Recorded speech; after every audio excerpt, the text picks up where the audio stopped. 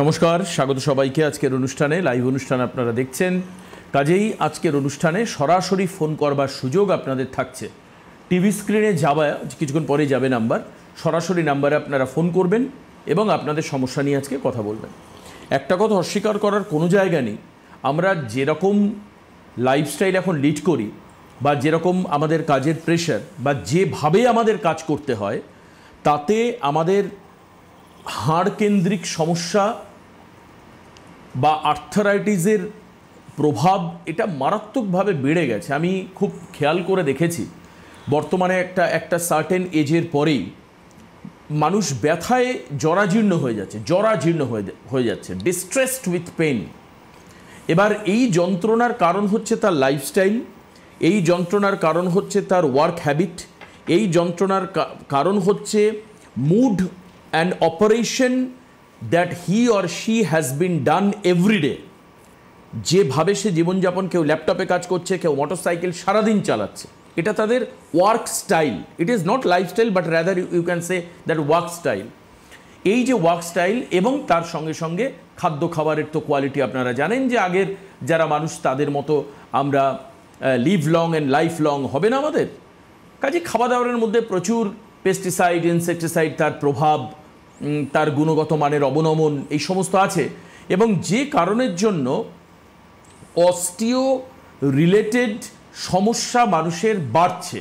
কাজেই এর আগেও যদি অস্টিওপোরোসিস নিয়ে আলোচনা হয়ে থাকে, তাহলে আবার ফার্দার যদি আলোচনা হয় তাতেও আমার মনে হয় না যে সেটা পর্যাপ্ত হবে, কারণ প্রত্যেক মানুষের জানার জায়গা আছে এখানে।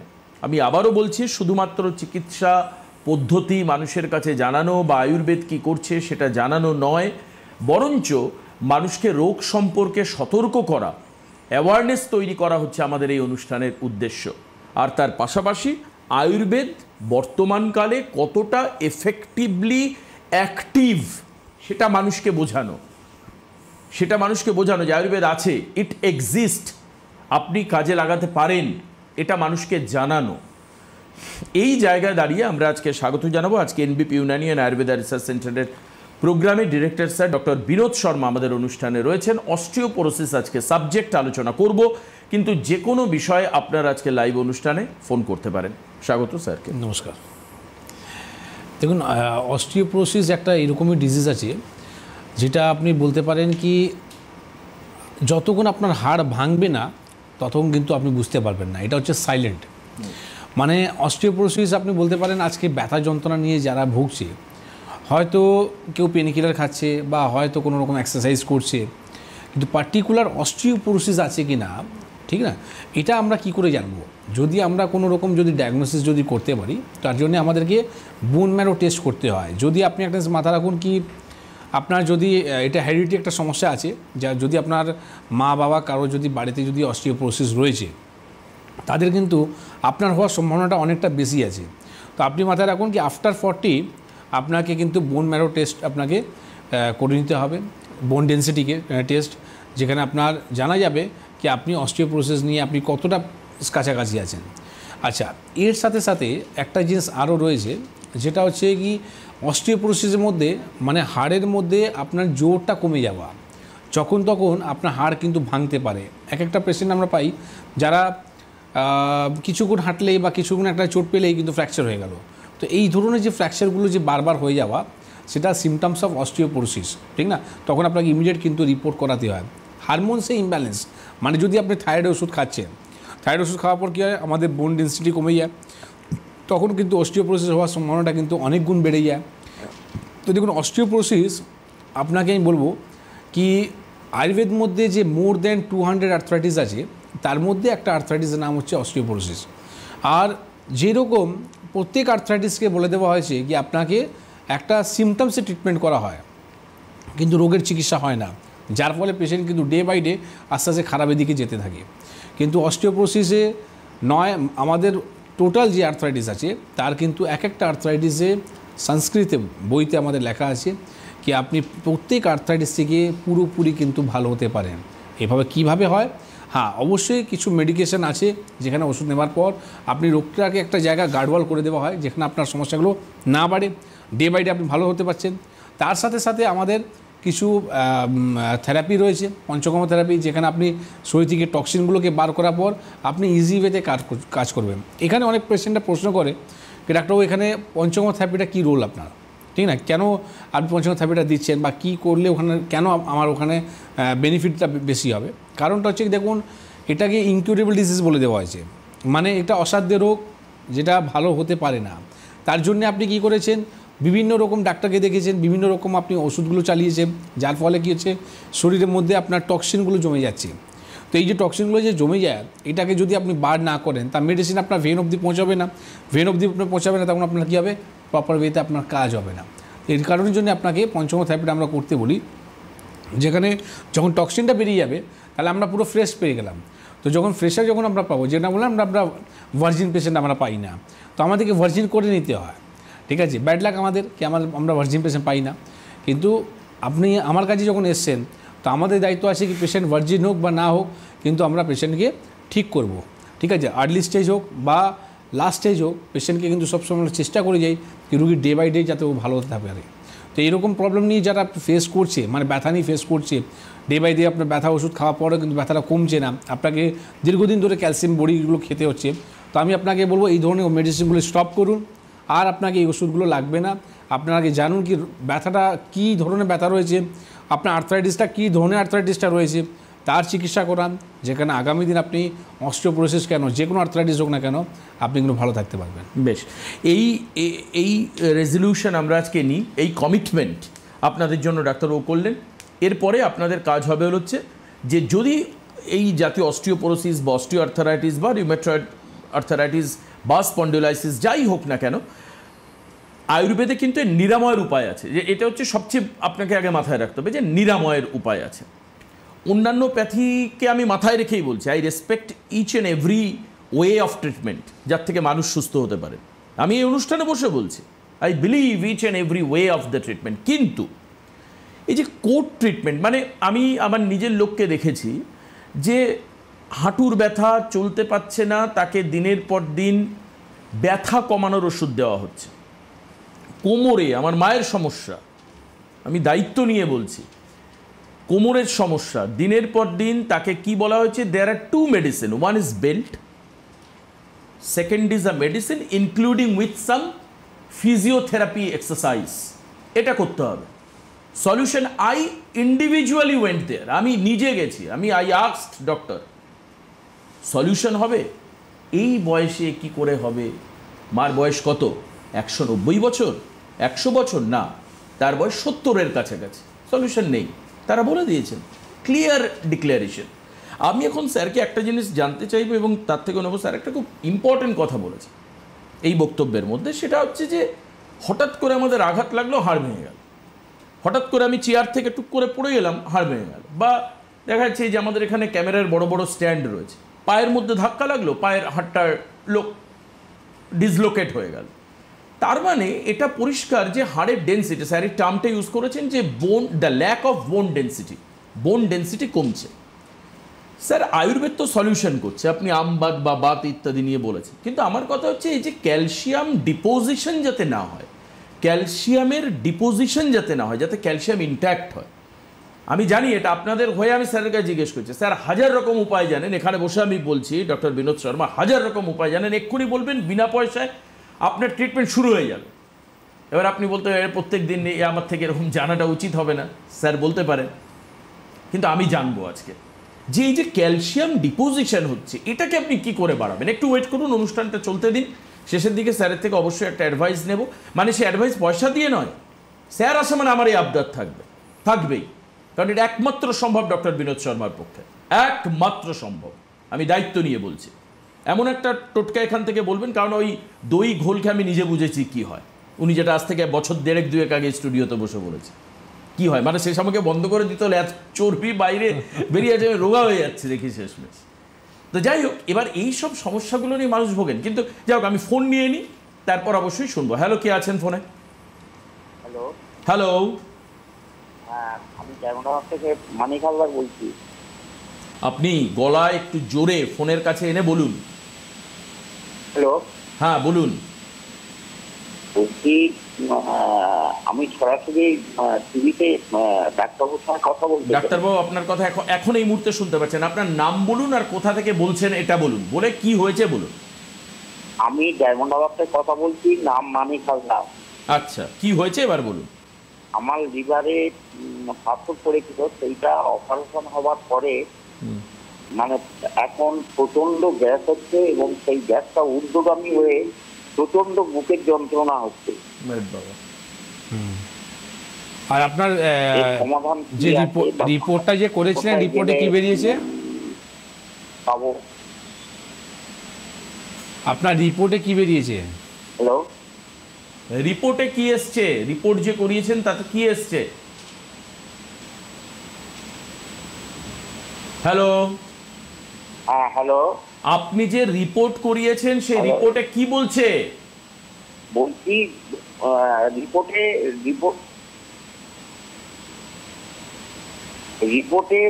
বলেছি, অপারেশন করার পরে বলেছিল যে পেটে পেটে পেটে থেকে পিত্তথলিতে পাথর পড়েছে এবং সেই গলব্লাডারে পাথরটা- পাথর হয়েছে, ঠিক আছে, বুঝে গেছি। gallbladder, হ্যাঁ।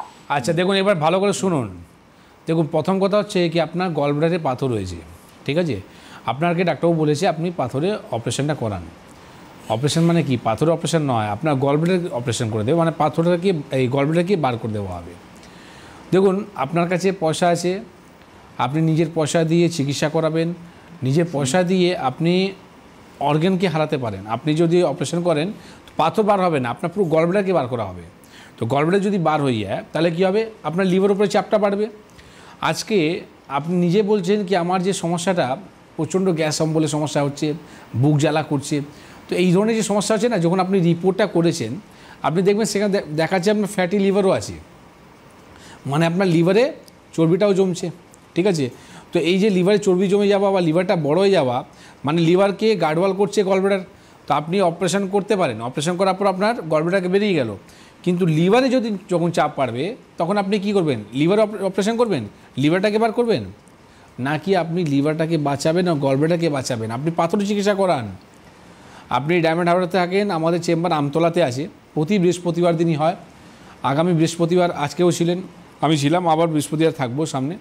তো সেখানে এসে আপনি যোগাযোগ করুন, আপনার যে রিপোর্টটা রয়েছে সেই রিপোর্টটা নিয়ে এসে দেখান, গলব্লাডারের সাইজ কত আছে, মাল্টিপল পাথর আছে কিনা সেটা আমরা দেখব। যেখানে দরকার হলে আমরা অবশ্যই আপনাকে বলবো কি অপারেশন করতে হবে না, ঠিক আছে, উইদাউট সার্জারি আপনার পাথরটাকে রিমুভ করা হবে, আপনার গলব্লাডার বেঁচে থাকবে।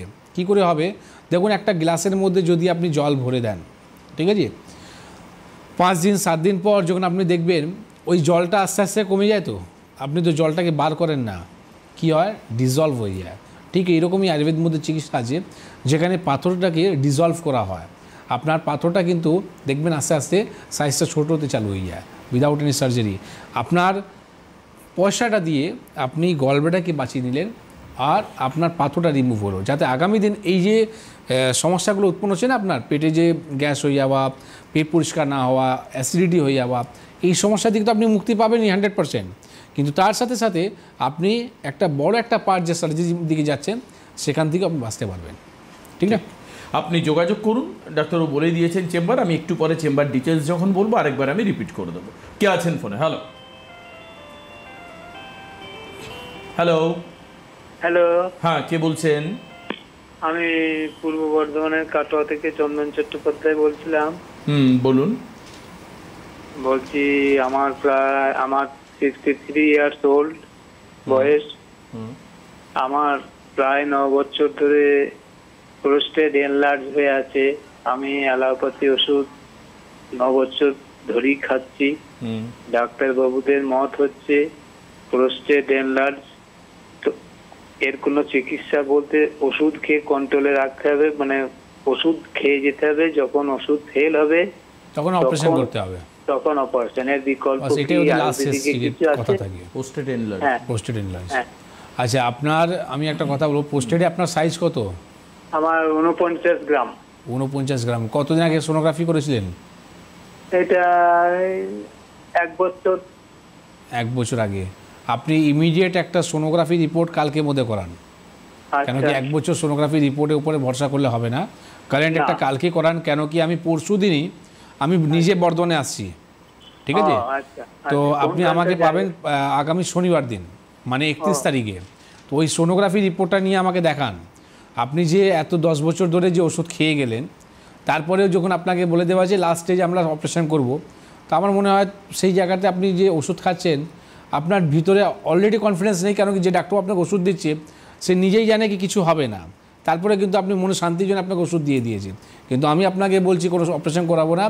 আর উইদাউট কেন কারেন্ট রিপোর্ট করতে বললাম, কেন কি আমার ট্রিটমেন্ট যখন শেষ হবে আমি আবার রিপোর্ট করাবো, তখন আপনাকে দেখাবো কি আমি কোনো সার্জারি করলাম না, ঠিক আছে, কোনো কাটাছেড়া করলাম না, উইদাউট সার্জারি আপনার পোস্টেড যে যদি 49 গ্রাম থাকে তাকে আমি কি করে ডে বাই ডে, মানে আপনি 30 গ্রামে বা 20 গ্রামের মধ্যে নিয়ে আসতে পারবেন, সেটা আপনাকে পদ্ধতি আপনাকে বলবো, ঠিক না?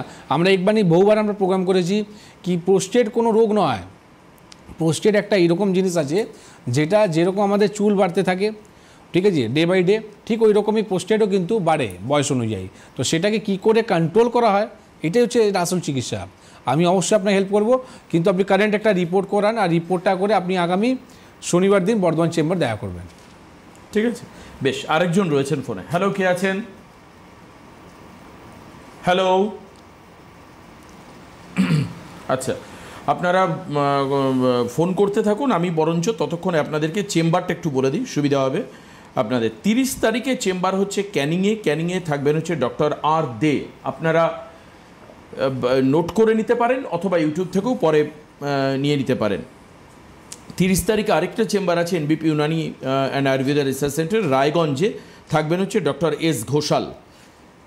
এর পরের চেম্বার হচ্ছে 31 তারিখে, 4টে চেম্বার আছে 31 তারিখে। 31 তারিখে চেম্বারগুলো কোথায় কোথায়? বহরমপুর, মালদা, বর্ধমান এবং কাকদ্বীপ। বহরমপুরে কে থাকছেন? Doctor A Haldar. মালদাতে থাকবেন হচ্ছে ডক্টর এস ঘোষাল। একটু আগে শুনলেন বর্ধমানে থাকবেন ডিরেক্টর স্যার নিজে, ডক্টর বি শর্মা। আর কাকদ্বীপে 31 তারিখে চেম্বার রয়েছে ডক্টর এস ভাদুড়ি, চেম্বারে থাকবেন। 1 তারিখে 3টে জায়গায় চেম্বার হচ্ছে 1 জুন। 1 হচ্ছে কৃষ্ণনগর, 2 হচ্ছে কোচবিহার, 3 হচ্ছে দুর্গাপুর। এই চেম্বারগুলোয় কারা কোথায় থাকছেন? কৃষ্ণনগরে থাকছেন হচ্ছে doctor A Haldar, S Ghoshal থাকবেন কোচবিহারে, দুর্গাপুরে থাকবেন এস ভাদুড়ি। জুনের 3 তারিখে চেম্বার হচ্ছে হেড়িয়াতে ডক্টর এ হালদার থাকবেন। 4 তারিখে চেম্বার হচ্ছে মেচেদাতে ডক্টর বি শর্মা থাকবেন। শিলিগুড়ির চেম্বার হচ্ছে 7 তারিখে 3টে জায়গায় চেম্বার রয়েছে 7 তারিখে 7 জুন, সেটা হচ্ছে শিলিগুড়ি, আসানসোল এবং হলদিয়া। শিলিগুড়িতে কে থাকছেন? শিলিগুড়িতে থাকছেন এস ঘোষাল, আসানসোলে থাকছেন ডক্টর শর্মা নিজে, বি শর্মা নিজে, আর এ হালদার থাকবেন হচ্ছে হলদিয়াতে। চেম্বার হচ্ছে 8 তারিখ, 4টে জায়গায় চেম্বার আছে, সেটা হচ্ছে গঙ্গারামপুর হচ্ছে ডক্টর এস ঘোষাল, শিলচরে হচ্ছে ডক্টর এস ভাদুড়ি, আর বোলপুরে হচ্ছে ডক্টর বি শর্মা। চলে আসি 8 তারিখ আছে আরেকটা চেম্বার হচ্ছে বাঁকুড়াতে, 8 তারিখে ডক্টর এ হালদার থাকবেন। চলে আসছি 9 তারিখে চেম্বার হচ্ছে আরামবাগে হচ্ছে ডক্টর এ হালদার থাকবেন। 12 তারিখে চেম্বার হচ্ছে বনগাঁতে, মাথায় রাখবেন 12 তারিখ, 12ই জুন বনগাঁতে চেম্বার হচ্ছে, উত্তর 24 পরগনার বনগাঁতে। 14 তারিখ হচ্ছে খড়গপুরে চেম্বার রয়েছে, খড়গপুরেও ডক্টর বি শর্মা থাকছেন। আর আগরতলাতে চেম্বার রয়েছে ত্রিপুরার, যারা মানুষ আমাদের অনুষ্ঠান দেখছেন, সেটা হচ্ছে 15 তারিখে ত্রিপুরার চেম্বার হচ্ছে ডক্টর বি শর্মা থাকবেন ত্রিপুরার চেম্বারে আগরতলাতে। 22 তারিখে চেম্বার হচ্ছে 2টো, কোথায়? পুরুলিয়া এবং হচ্ছে আলিপুরদুয়ার। পুরুলিয়াতে থাকবেন ডক্টর এ হালদার, আর আলিপুরদুয়ারে থাকবেন হচ্ছে ডক্টর বি শর্মা নিজে। 23 তারিখে চেম্বার হচ্ছে ঝাড়গ্রামের চেম্বারে ডক্টর এ হালদার থাকবেন। 29 তারিখে চেম্বার হচ্ছে জামশেদপুরে ডক্টর বি শর্মা থাকবেন। মাঝখানে আরেকটা চেম্বার যেটা আসামের লোকেদের জন্য, এটাও একটা বিশেষ চেম্বার হচ্ছে, সেটা হচ্ছে 22 তারিখে 22শে জুন ডক্টর এস ঘোষাল থাকবেন হচ্ছে এই চেম্বারে। এবার প্রশ্ন হচ্ছে কলকাতা এবং হাওড়ার চেম্বার আমি বললাম না, উত্তর 24 পরগনার মধ্যমগ্রামের চেম্বার আমি বললাম না। এটা যারা কলকাতা এবং হাওড়ায় দেখাতে আসবেন তারা জানেন কোথায় কোথায় চেম্বার আছে। বালি, বেলুর, বাল্টিকুড়ি বাজার, এই কিছুক্ষণ আগে স্যার উল্লেখ করছিলেন। আর উত্তর 24 পরগনার চেম্বার, এগুলো আপনারা এই যে হেল্পলাইন নাম্বার নিচে যাচ্ছে এখানে ফোন করে একটু জেনে নেবেন। কে আছেন ফোনে? হ্যালো। হ্যাঁ, আমার নাম শান্তনু ভট্টাচার্য। শান্তনু বাবু, আপনি কোথা থেকে বলছেন? আমি কলকাতার গড়িয়া থেকে বলছিলাম। আচ্ছা, বলুন কি হয়েছে আপনার? আমার মানে কোমরে মানে পড়ে গিয়ে একদিন চোট পেয়েছিলাম, তো আমি ডাক্তারকে দেখিয়েছিলাম, এক্সরে করেছিলাম, তো বলছে এটা স্পন্ডিলাইটিস আছে। এটা কি ভালো হবে ডাক্তারবাবু? না না, বলছে না, আপনি এক্সরে রিপোর্ট করে দেখেছেন? হ্যাঁ, আমি দেখেওছি এবং তাদের লেখাও আছে। মানে আপনার এক্সরে রিপোর্ট হয়েছে? হ্যাঁ হ্যাঁ হ্যাঁ। আচ্ছা, সেখানে স্পন্ডিলাইটিস এসছে, তাই তো? হ্যাঁ হ্যাঁ হ্যাঁ। আচ্ছা, বেল্ট দিয়েছে? ডেট দিয়েছিল। বেল্ট কি পরছেন? না, বেল্ট সেরকম দেয়নি আমার। আচ্ছা, তো আপনাকে দেখুন একটা কথা বলি, স্পন্ডিলাইটিস যে রয়েছে এটাও একটা আর্থ্রাইটিস আছে, আর এর প্রবলেমের জন্য আপনাকে যে বেল্ট দেওয়া হয় বা আপনাকে ওষুধ দেওয়া হয় বা আপনাকে এক্সারসাইজ করতে বলা হয়, তাতে কিন্তু সেরকম কিছু সলিউশন হয় না। হ্যাঁ, স্বাভাবিক আপনি নিশ্চয়ই আপনি আরাম পাবেন, কিন্তু ভালো হতে পারবে না। স্পন্ডিলাইটিস আপনাকে সবসময় স্ট্যান্ডি কাজ আছে, দাঁড়িয়ে কাজ করেন? হ্যাঁ, দাঁড়িয়ে কাজ করি। হ্যাঁ, তো যার ফলে কী হয় কি আপনার স্পাইনের উপরে আপনার একটা খারাপ ইফেক্টটা পড়ে, আর যার ফলে কী হয় কি আপনার যে স্পাইনটা আছে না, আস্তে আস্তে দেখবেন ব্যান্ড হয়ে যাবে। আপনি একটা কাজ করুন, আপনার যে গড়িয়াবালি বললেন না? হ্যাঁ। আচ্ছা, তো একটা কাজ করে দেখুন, স্পেশাল একটা চেম্বার আমি রোববার দিন দেখেছি। আগামী রোববার আমি নিজে কলকাতায় থাকবো এবার, তো 1 তারিখ পড়বে, 1 তারিখে ল্যান্সডাউন চেম্বারে আমি থাকবো, মানে শিশুমঙ্গল হসপিটালে যে উল্টো দিকে আমাদের যে মেন চেম্বারটা আছে সেখানে আমি থাকবো। তো আপনার গড়িয়া পাশে ওটাই চেম্বারটা কাছে পড়বে। আপনি আগামী রোববার দিন ওই এক্সরে রিপোর্টটা নিয়ে এসে দেখা করুন, যাতে আপনাকে পার্মানেন্ট একটা সলিউশন বার করবো। নাহলে আদারওয়াইজ কী হবে, ডে বাই ডে আপনি দেখবেন ওটা না ব্যান্ড হতে থাকবে, আর আস্তে আস্তে দেখবেন এই প্রবলেমটা এতটা স্টিফ হয়ে যাবে যেখানে আপনার ঘাড়ের উপরে চাপ পড়বে। স্বাভাবিক, দেখুন একটা জিনিসটা সোজা আছে, স্পাইনটা আপনার স্ট্রেট আছে, আপনার কোমরে যখন স্পন্ডিলাইটিস আছে, লাম্বার স্পন্ডিলাইটিস আছে, ব্যান্ড যখন হবে তাহলে পুরো আপনার স্পাইনের উপরে চাপটা বাড়ছে, আস্তে আস্তে দেখবেন ঘাড়টাও কিন্তু ব্যান্ড হতে চালু হয়ে যায়। মানে আপনার লাম্বার স্পন্ডিলাইটিস ছিল, আস্তে আস্তে সার্ভাইকাল স্পন্ডিলাইটিস হয়ে গেল। এইবার কী হলো, আস্তে আস্তে নামবে, যেহেতু স্পাইনের উপরে দেখুন আমাদের সিদ্ধারার উপরে তো আসল শরীরটা রয়েছে, এবার এটার উপরে যদি আপনার জোর বাড়বে, খারাপ হবে, তাহলে কী হবে, আগামী দিন আস্তে আস্তে দেখবেন আপনার হাঁটুর উপরে চাপ বাড়তে চলে যাবে।